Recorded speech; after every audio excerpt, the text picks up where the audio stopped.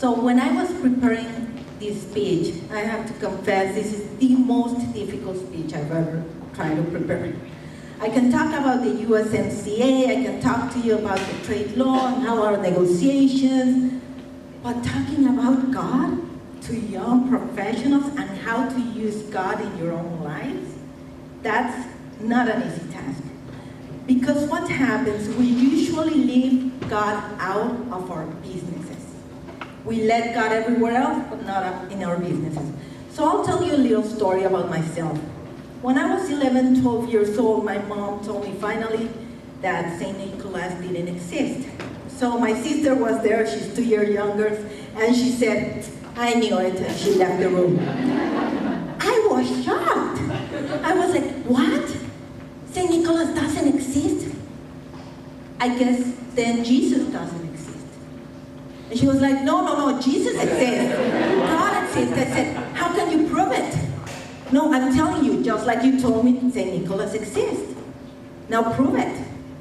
And she said, oh, you were always a special girl. Well, I'm going to tell you. But believe it or not, that's when I started my journey trying to prove that God did not exist. And that it was all a lie to me, just like St. Nicholas. So if your parents were able to lie to you in those things, imagine about God, and who has seen God, and who has spoken to Him. So I started with all my journey down there. And I have always been the doubting Thomas, and I thought by then my first communion was the most amazing day I've ever had in my life, and I thought it was all a lie. And it really broke my heart. And I thought, I'm gonna find and prove that God does not exist. I had a Virgin de Guadalupe in my door. I took it off. Literally, I said, hey, you go. Who knows if you really exist? It's all a social lie. And that day, I really started reading all the books you can imagine. I read about the Buddhism, I know everything about shamans, I know everything about Don Juan. Ask me any question about that, because I read all of the books and I thought, I'm gonna prove that it doesn't matter, God doesn't exist. So at high school, I was invited to give the speech. And the first thing I told everyone, they tried to proofread my speech, but I was smarter then, and I gave them a very nice speech and politically correct speech, but I gave another one. I spoke totally different. I told them something else, and I've always been kind of a rebel in that. So I basically told them, don't pay attention to the paradigms of life, and don't do that or that. So, but the first thing I told them, which I want to tell you, is that wherever you go, wherever you work, whenever you leave the doors open so that others can follow you. So what example are you going to leave wherever you are to leave a door open and say, people, I'm going to follow that person. I'm going to be like that person. So I studied in one of the toughest law schools in Mexico. What we said, the Harvard Law School of Mexico. It's 5 years, and if there's only one exam per year, and it's before 3 attorneys, not only your professor, it's oral exam, and if you fail more than 5 times during the 5 years, you're done, out of the school. And no other school could recognize your studies, so you had to start all over again. So you can imagine, first going to the school in the most dangerous area of Mexico City. You were praying all the way going to school, praying all the way going back from school, and it was twice, in the morning and then in the evening. And professors don't charge for the lessons they give, it's an honor. So they were only very early, then everybody went to work, or very late, from 8 to 10, for example, at night. So you could be praying there, praying back. But during exams, everyone was praying, the grandmother, the grandfather, the best friends, everyone, 3 months of exams. And even if you were not a believer, you became a believer. You could see the saints everywhere. You know, the guy that would always come with the same pants, because it was a good luck pants. You would see candles outside. And exams were sometimes at 3 a.m. in the morning, because they could be by alphabetical order and they could continue. So it was praying and praying and praying, suffering and suffering. crazy. So after that, as you can imagine, I got out of school and I thought I was invincible. And I said, I'm gonna get a job so easy, Here I studied in the most difficult law school of Mexico, and it was not that easy. It is important that, to mention that during my law school I worked because my dad is an attorney, and he told me, if you don't litigate, you're not gonna be a good attorney. So I was like, Dad, I wanna work like my friends in a nice office with a notary public, what we call corporate law, decorative law, we used to call it. And I'm gonna work there. And he said, no, you have to litigate. So I could go and litigate. And what I started doing was evicting people from their houses. And that's horrible. Why? Because many times I could get to a house and they didn't pay the rent. And you would have to take the TV out and the stuff out, and the kids were saying, Mommy, why are they taking the TV? And they couldn't go back to their house that day. And that was like, oh my God. I thought, the law says that the owner has the right to evict these people. But how can I do that? How can I just put them out on the streets? And that was a shock to me. I was totally debating in my mind, what is the right and wrong? What is the justice or not? And many other times, there was this guy that you could get in and they could say, if you come here, attorney, we are all going to die. And they'll get the gas tank out and they'll start trying to explode the place. And I remember running like crazy many times. It was running from them. The police could go with us. We will be running from them. We will have guns there. Friday nights, I could call my dad and said, Daddy, we're here at the, what is called the General Attorney's Office. We're here because 40 people are trying to kill us. And he's like, okay, take care. Said, I'm gonna be late. I was not in the disco dancing. I was late because I was waiting for them to leave and get tired, and then the policeman would tell us, now it's time for you, it's safe for you to leave. I said, okay, good. So whenever I think of my litigation times, it was running and screaming. And a lot of people ask me, how did you do it in Mexico City, a woman? And doing that. And I said, I have bodyguards. Yeah, every day I get out of my house, please angels, help me. I was learning all the names of the angels. It's not only Saint Michael who is the one that, it was Uriel, Chamuel, Raphael, Gabriel, whoever could come, all the angels, cover myself. And then I'll go there another day. And those were my bodyguards. And they worked better than others. Because if you think of the physical ones, they know what time you get in, they know everything about your family, so they're the first to kidnap you.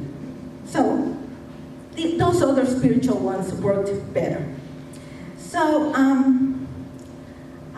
after that I told one day to my dad, I'm tired. I cannot continue doing that.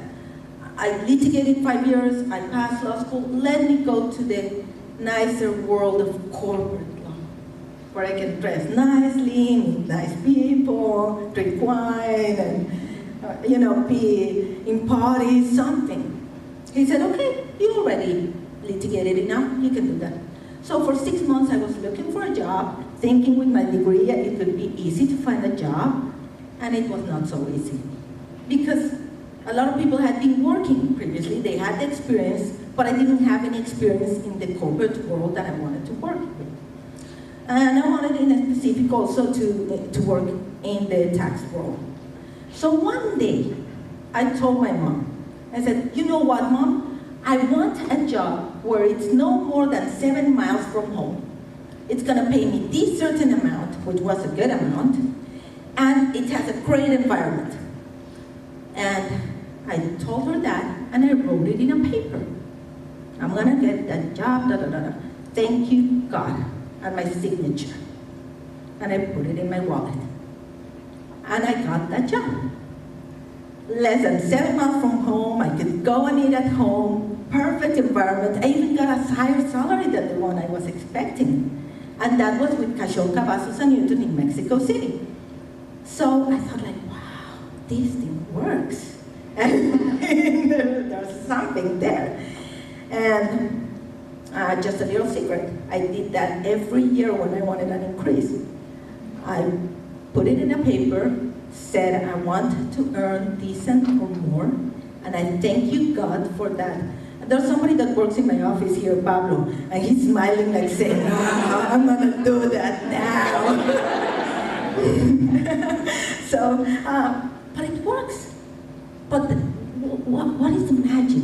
Thank you, God, for that. And I did sign it. And every year I got more of what I was asking God to give me. And I have all my wallets with papers, little papers. Yeah, I want a boyfriend and all that. Yes, it works. But be careful, ladies, because if you forget one detail, you'll remember you forgot that detail. I'm warning you. So you better be careful for what you ask for. So I don't believe in good or bad luck. I don't believe in that. I believe that we either are listening to God and we have God in our lives, or we're not following His guidance. So sometimes when something really bad happens to you, it's a blessing in disguise. Or is God telling you, it's here, hey, here is here. And you're like, God, why every time I go to that work, something bad happens to me? I used to work at the court. Every time I went to the court, they could steal some part of my car. People would never say hello to me. They were rude. Something bad could happen. After a month, I said, okay, it's not here. My future is not in the court. That's it. But you have to listen. Because if not, what happens, it becomes stronger and stronger and stronger until you listen finally. It's like, finally, this is your road. So you have to listen. And, well, one thing that I always think, especially being an attorney, and I know it's like, attorneys, I don't know why we are to represent more like the devilish side of nature than the godlike side of nature. You don't think of an attorney and an angel. But if we have time, I'll tell you the story about the angel dressing as a devil and what happened to me. But, yes. It sounds fiction, but that's why I don't see fiction movies, because my life has been a fiction movie. Nobody believes me. So I always think, the day I die, and I get there, and whoever receives me, because I think I'm going to heaven. I'm sorry, I think I'm going to heaven. But I'm sorry, but I know I have my little things, and when I'm in front of God and the saints and they judge me, I wonder, are they going to take out the case and say, congratulations, you won the $40 million tax case for this client. Good job. Oh, here, you won a $120 million case for that other client, and congratulations on the insurance company you built in Mexico. Nobody has done that. You go to heaven right away. Do you think they're going to ask me that? And many times I think, okay, what are they going to ask me? Sometimes we feel we do so little in our profession because it's all about money. It's all about business, yes. But what am I doing that they may say, congratulations? One thing that they may say, you did this well. And that's what I keep in my mind every day. What can I do in this scenario, in the situation I'm living, that when I get to the final judgment, they can say, hey, you smile to this person. You ask to this assistant who's always in a bad mood and nobody likes. You ask, how are you doing today? How are you feeling? So I'm going to tell you some short stories about these ways we can help in the profession and how we could let God in our lives. And again, God is your best partner in business. It's the best partner you can ever have in your profession. You have no idea how I prayed in front of the court. We have to edit any video if you put that. I pray, I pray in front of the court, and I'm thinking, God, let justice be. I know the other attorney is trying to do something that is not right. And believe it or not, like a movie, the judge says, get out, I don't need to hear you. And I'm like, wow. And cases resolved in a good way. But I do pray, and I wish well. to the people there. You don't have to tell them. So some little stories and principles for your professional life.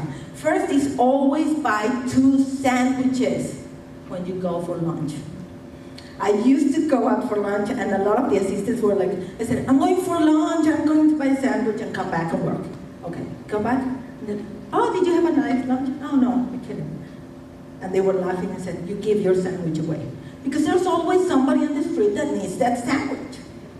And we're always trying to be on a diet, by the way, right? It's like, okay, he needs a sandwich, I should be on a diet, okay, here you go.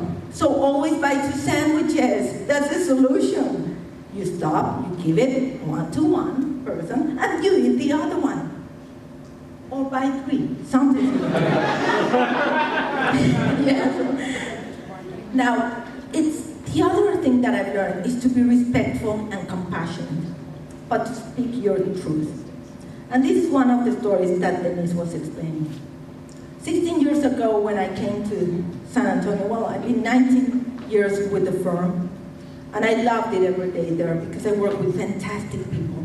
Honestly, that's also God placed those people there. So 16 years ago, there was an assistant in the firm. I was a young attorney like all of you, and I'm still young, I think, but I can't believe 16 years ago.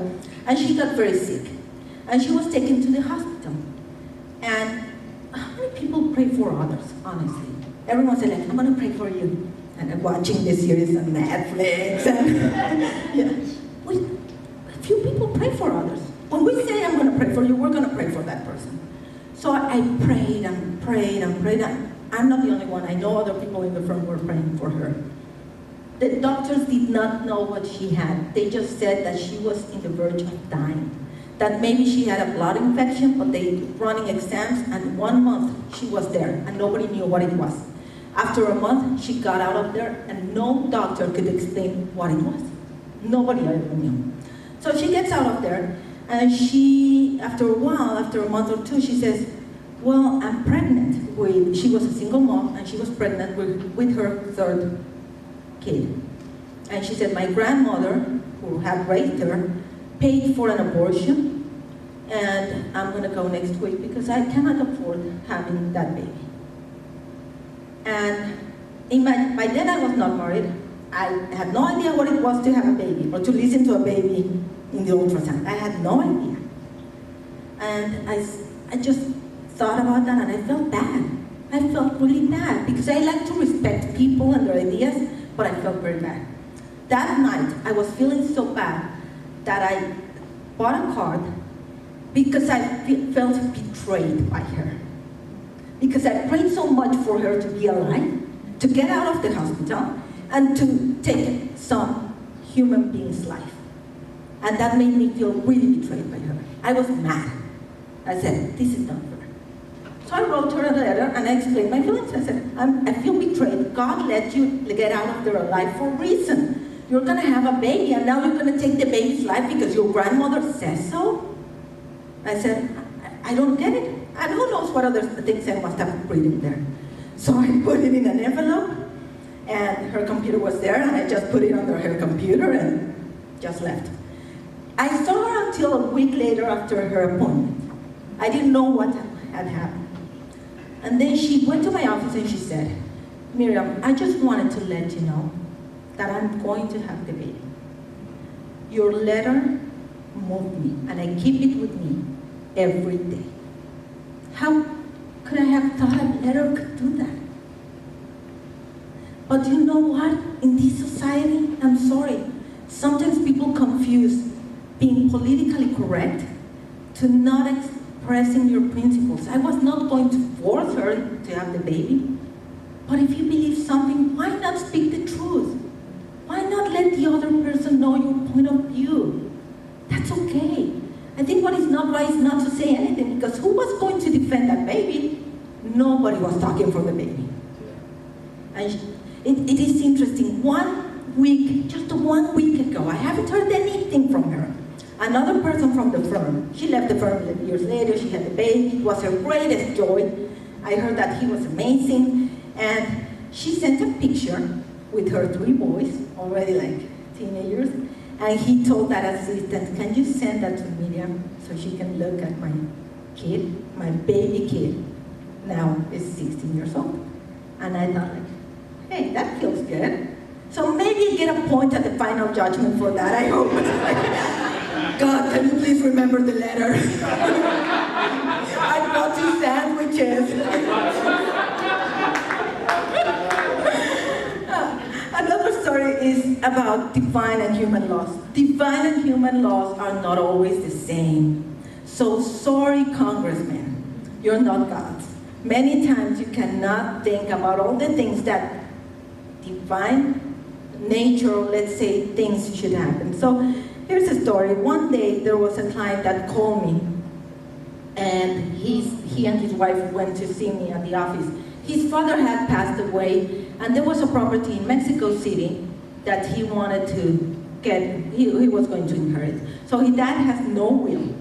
And he and his wife came and saw me, and they said, well, we're talking, and they owned a hotel in San Antonio, they owned a nice house, etc. And he said, my lazy brother has lived there forever, and now that my father just passed away, I mean, it's time that he gets out of there. And he said, what can we do? I'll pay you. So I said, well, according to the law, yes, you have the right to get half of that apartment, which was no more than $100,000, more or less, in a not very good location in Mexico City. And I said, yeah, you have that right to get the apartment. He said, okay, let's start. And I told him, let me talk to you, not as your attorney. I said, you're doing pretty well, right? Yes. Do you have every day something to eat, where to live? He said, yeah, we own a hotel, etc. Okay. I said, and your brother, where is he going to go? And he said, I don't know, he's a lazy guy. Let him find out. I said, what would your dad want you to do?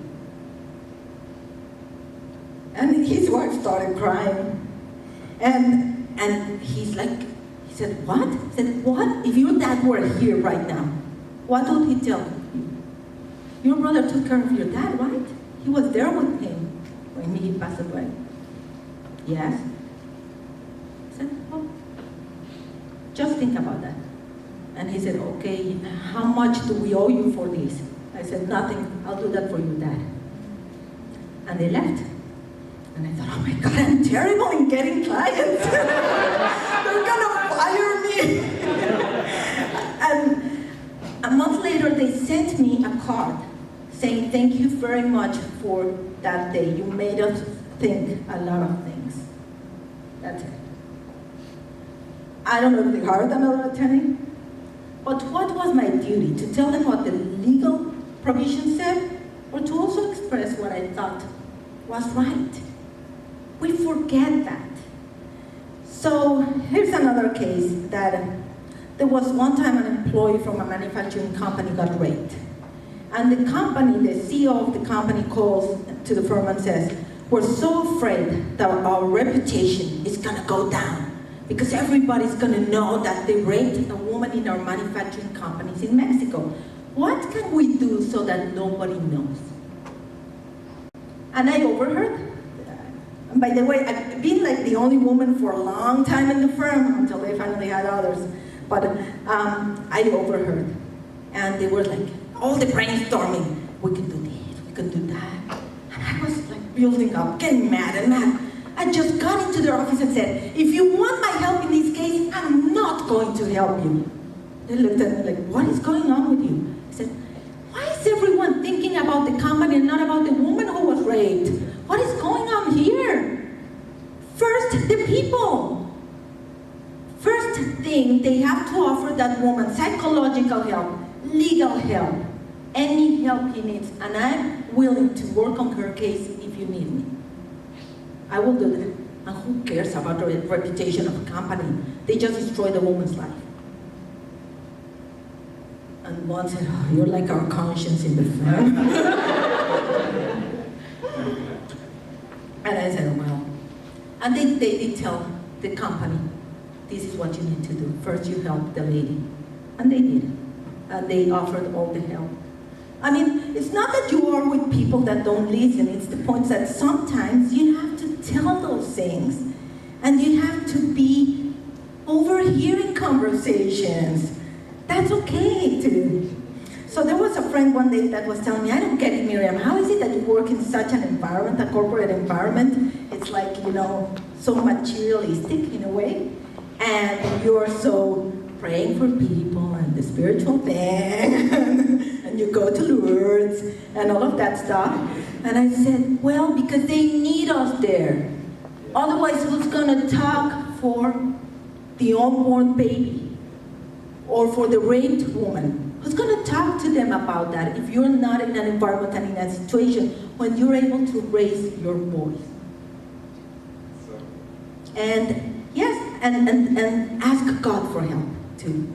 That's another principle. Ask God for help. But again, divine law is not the same as human. So one day I got this case, $40 million, and I said, I got it all right. I'm just going to ask God to make justice in this case. And I placed my hand, I said, God, please, make justice in this case, and we lost. And I thought, I'm not going to ask for justice anymore to God. I'm going to ask you for help. That's it. You don't go to a friend and say, I ask you for justice. You go and ask a friend for help. That's it. Why not? So I said, God, please help me win the case in the appeal, because don't make justice, just let me win the case. So there was this case where one large client had called me. I gave them an opinion on certificate foraging and what they needed to do. So they called me and they said, a year later, that they established a company in India because of my advice, and that it was wrong. And that because of that, they were going to close the office in India. I said, first of all, nobody told me about opening an office in India, whatever. I'm not a foreigner, what are you talking about? Yeah, your advice was wrong. And they threatened us with a lawsuit against the firm, because we have responsibility. So I was all concerned. I called my other partners. I said, this is the case, maybe they'll file a lawsuit.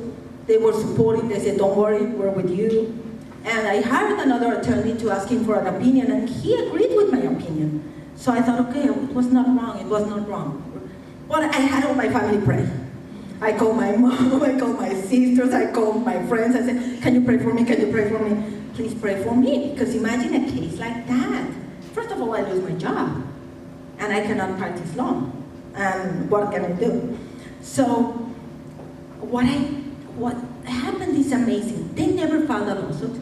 They never called back. And 2 years later, one of the attorneys that left that company calls me and refers to me with one of the largest aeronautical companies we've ever gotten for a job.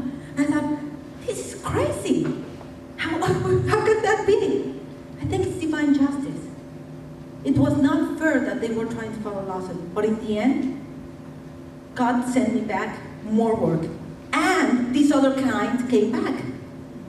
So, again, you have to ask God. And another thing that I will tell you is be great by being grateful. It sounds good, but I thought it sounds good. I have to say, be great by being grateful. But it's true. You have to be grateful. And grateful is not about saying thank you. That will think like, yes, thank you God for, the new boyfriend I got, the new girlfriend, thank you. No, it's feeling appreciation. It's really feeling that appreciation for what we got. That's being grateful. So what I started to do, in fact, because of this client, I started writing in a notebook all the miracle times that I had, all the miracles in my life. And I said, okay, to get my mind in another situation, I'm going to write all the miracles, all the times when I thought I was going to die, somebody in my family was going to die, all the dangerous times that seemed impossible to be resolved. And I got to more than 40 times. After that, I said, come on, a lawsuit for my client. The client had lost all their documents. They did not do wrong, but they lost everything, so it was a lost case. So we got there, they knew that, and they offered a settlement of $3 million instead of the $10 million, and kind of an insurance against the case. So the client was like, wow, I've never seen this in my life. I said, I've never seen that either. We were impressed, so impressed. So we got there and I opened my wallet and I said, can I borrow $20? I don't have money to get a cab and go back home. And he said, like, how is it that you have no money? Look, you only have saint and religious stamps in your wallet. And it's like, San Charbel, the Virgin, every in my wallet, but no money. And I said, well, how do you think I win your cases? I don't know, I think we're the time, I think we're just on the time. So the only thing is that one important thing to let you know is that just like writing it in the papers, just like the day I told my mom, I want this. Just remember the Genesis. In the Genesis, it's very interesting because God said, and I got it here because I'm going to say God said other things. Let us make mankind in our image, in our likeness, so that they rule over the fish and the sea. And let the light be, and let this happen. God said, to whom? Wasn't he by himself? To whom did God say? Why did he say? Why the Genesis doesn't say God thought, God imagined, God wished for the fish? Why? Because you have to speak. That's the power of the word. That is the power of the word in our lives. And the word became flesh. It materialized. So why? If we are wishing, it's good. I wish I get an increase in my salary. But why don't you speak it out? To yourself, to the mirror, to God, speak it out. It's the word that became the flesh. So remember the Genesis. There's power in that. God said, and he said, and he said, and he said, but he was by himself. I don't think God was crazy to talk by himself. He was giving a formula there. He was giving a formula. So every day, it's a Genesis. Every day. Every day instead of waking up and saying, Monday again, or Friday, or every day say, today, it's going to be one of the best days of my life. Today I'm going to meet great people. Today I'm going to have opportunities to serve God. Today I'm going to have opportunities for God to serve me too. Because like a father, he wants to serve us. So make it a statement and say it out loud, even if everyone in your family think you're crazy. Sometimes I shout like, I'm great, I'm fantastic. And my husband is like, and my kids are like, that's not cool, Mom. I'm like, I don't care, I'm great. I'm a great attorney. I'm a great person. It's not about not being humble. It's about speaking the word. Because by speaking the word, it will materialize. And every day is a Genesis opportunity. So one thing I thought is that because everyone has excuses for everything, right? So I thought, sorry, I cannot have my miracle book because I don't have time to buy a note.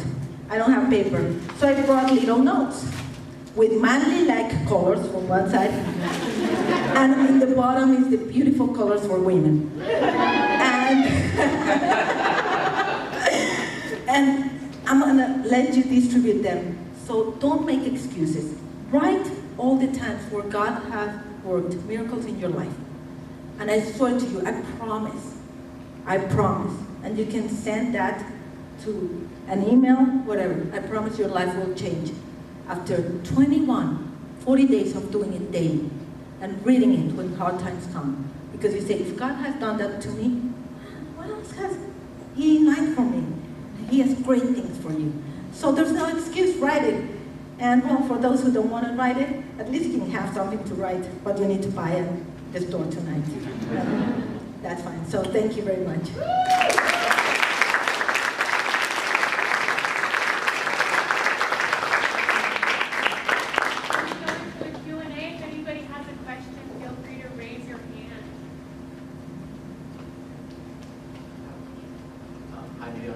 Maybe I just didn't catch it, but I wanted to get a bit more clarification on when you kind of switched back to your thinking as far as being so devoted, because you said when you gave your high school speech, right, you gave everybody the false speech, and you said, don't fall into the paradigms. Then you've talked a lot about your work experience and then how your faith really helped you in that. But I think maybe, not sure if it was me, but I just did the connect right there. Right. And when you switched back. It's true, yeah, I didn't speak about that because I guess it's a long journey and it was a long story, but I'll try to make it short, but because it's true, I was very mad at God. And I was very, in a way, when you get mad at God, it's because you believe in God. You know, you cannot get mad at nothing. So I was trying to believe. I really said like, okay. And I shout out bad words to him sometimes. And I know he forgives me because I'm human. I'm human, you know? I say them in Spanish, so. My God speaks Spanish. But one thing I realized is that whenever I needed his help, he was there. And one event that really put me back, because I saw that incrementally, but there's one event that totally put me back on track and made me think this is not so crazy. And that was when I had a very bad phase of my life, where something that really hurt me happened. And I was getting into a depression. And that day, there was a day when I thought, there's no sense in life. Why are we born to die? What's the sense of that? So I was going through that phase, and a friend called me. It was Thanksgiving, and I don't celebrate Thanksgiving, but a friend called me and said, you gotta come. And she knew I was in a depression. I said, no, I can't. You gotta come because we're not gonna have Thanksgiving dinner without you. And I was like, okay. I'm in jeans. You come in jeans. Okay. So I had lighted a candle in my room, and it was a candle that was like this size.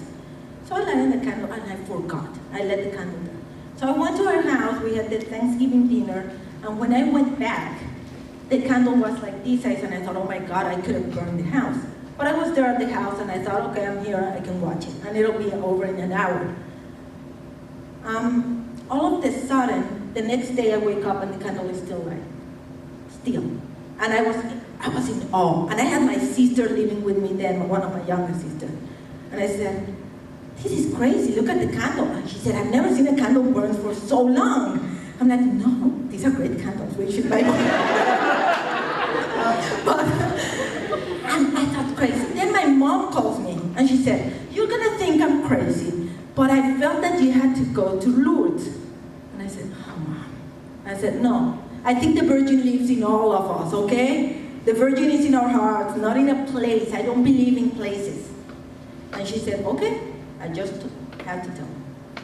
And I told your sister, Fabiola. So my sister then calls me and she said, my mom told me, and I thought I told her the same thing you told her. Mom, she's not going to travel far away to see a virgin. That doesn't work. The Virgin is everywhere. She said, but I opened a book, and the book said, and they all went to Lourdes. And I freaked out, and I had to tell you. I said, you know what?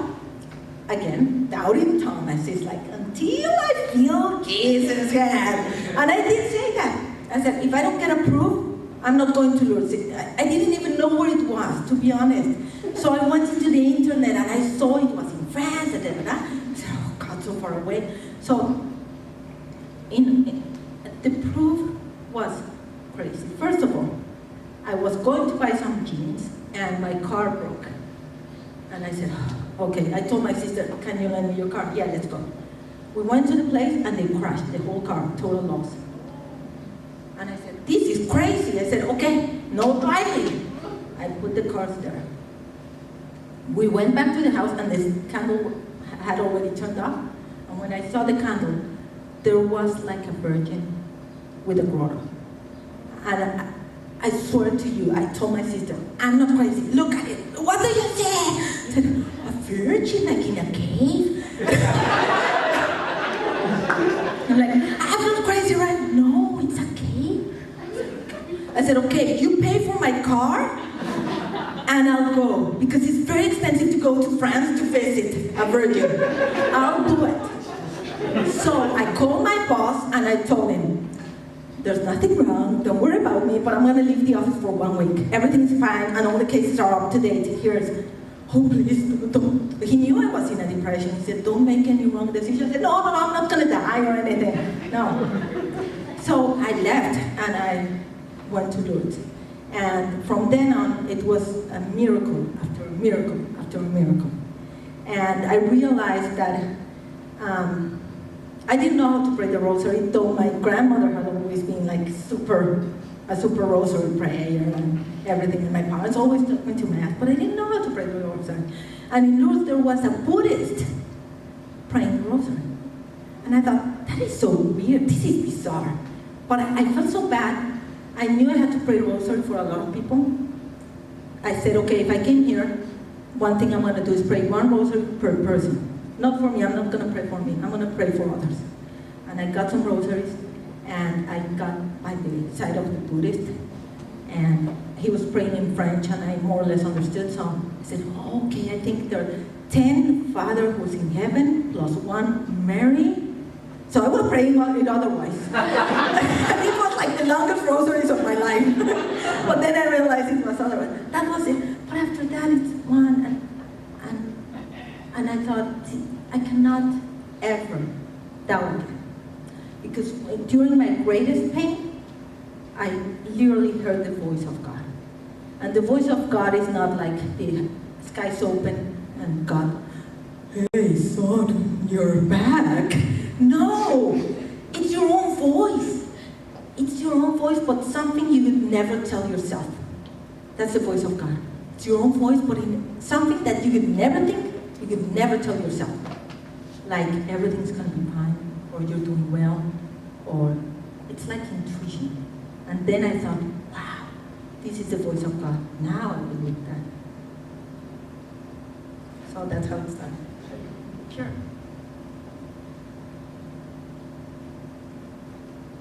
Any voice from God?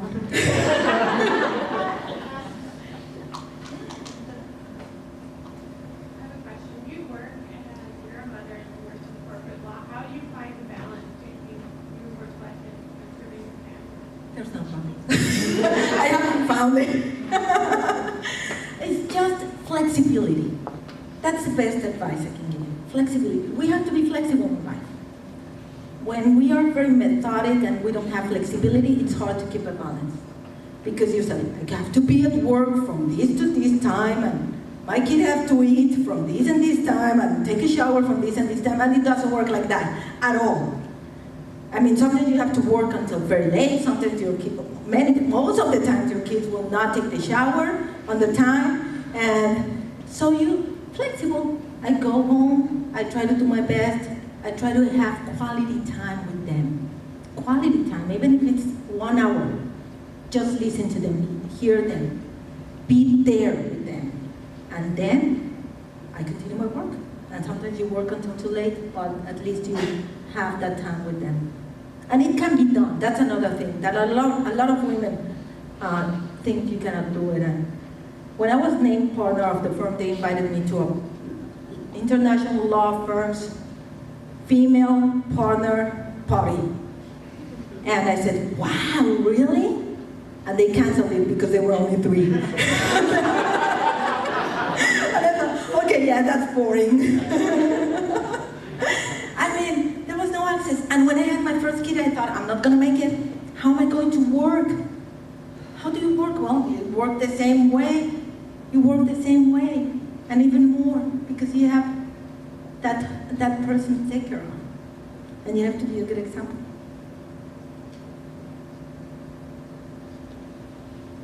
Do you have a mentor in your life at any point who guided you, or maybe you adopted a saint to guide you, someone that you can look up to in your own personal life who guide you through tough decisions? I think not a physical one, but I think Jesus has one. I think each of us has one. You know it, you feel it, you sense it. Some of my friends say, the Virgin Mary. The Virgin Mary, like, protects me and feel Guadalupe or Lourdes or everything. But I think you sense it, you know. Archangel Michael, you know, and then you start thanking them, talking to them, and getting guidance. The most difficult thing is to open your eyes and your ears and to that. You know, that's the most difficult thing. But you have to ask for the signals not to let you pass by. So if you say, oh, I wonder if I should take this job, I don't know. Can you please help me, Jesus, if that's your guide, you know? And please send me a sign that I cannot lose, that I will always see. And then somebody tells you, oh, you should change jobs. And you're like, wow, you know? Or you see a sign that says, new job offers for unhappy people. And then, they're like, I think they're talking to me, you know? And you turn on the radio, and you're like, pain, I'm a believer. And you're like, wow. And you're like, I think there's a message for me. You know, it's like one after the other after the other. When I was here in San Antonio for 2 years, and then for 7 years, then went back to Mexico for 2 years. And I was wondering, am I taking the right decision? Should I go back to Mexico? And I said, please God, send me a sign. And again, I'm like that, asking for signs. Send me 2 birds, blue. And I'm sitting one day watching my garden and 2 birds, blue. I'm like, that was very easy. I thought, okay, that was very easy. And then I thought, like, okay, I went to see a friend, and an older friend, and he told me, what are you doing in San Antonio? You should go back to Mexico. And I'm like, what? I mean, that was weird for him to say. And the day they had this party at the firm, like farewell party, the assistant of the firm gave me a card, and there were 2 bluebirds in the card.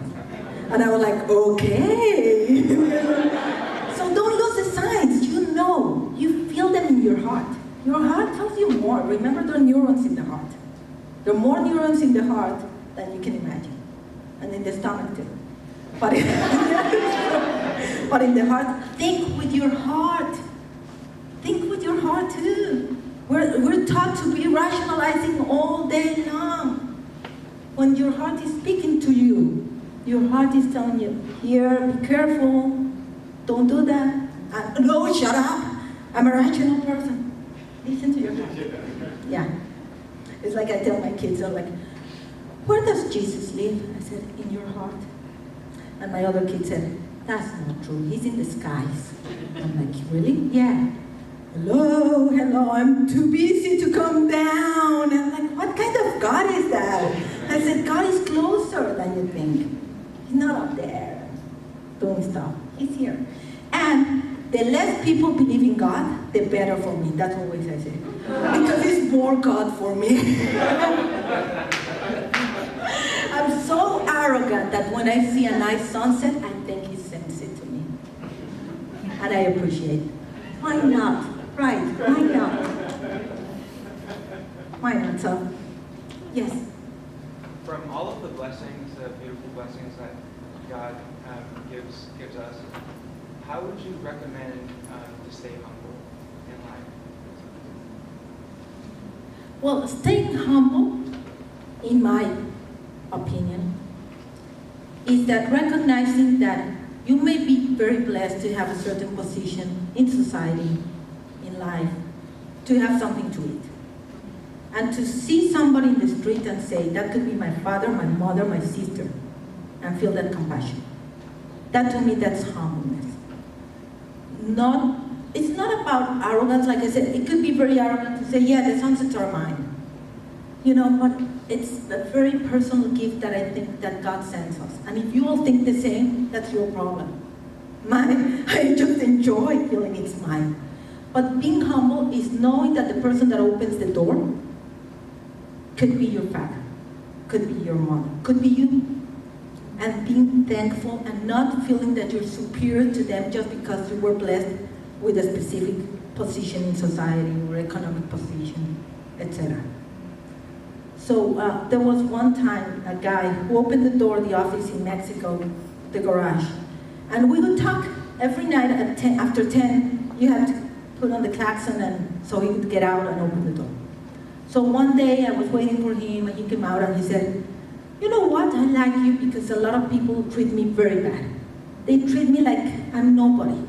They get mad at me if it takes 5 more minutes for me to get out. They really treat me like no one. But you always listen to me, you ask me how I'm doing, you ask me for my name, you know about my family. You treat me like a human. You look at me, you see me. I'm not invisible. And he said, I could stop the bullets from you. That's what he said. I could stop the bullets for you. He was the guard. He said, if somebody was, I would get in front of you and stop it, but for nobody else I could do it. And I thought, wow, that's so beautiful, thank you. I get out of, because we were talking. So I got out of the office, and the main street, Periférico, was empty. And all of a sudden, just where I crossed every day, there was a van and a guy killed on the floor. He was the director of the drug crimes in Mexico. He had just been killed right there at that moment. And the first thought I said, he did stop the bullets for me. Had I just gone out without talking to him, who knows if I could be in the middle of that shooting, because he was still there in the floor. So it's stay humble by seeing people as people, and asking their names, and asking how they are, and knowing you could be them. And that the people in the outside, the poor people are not poor by choice, that's for sure. Nobody is poor or sad by choice.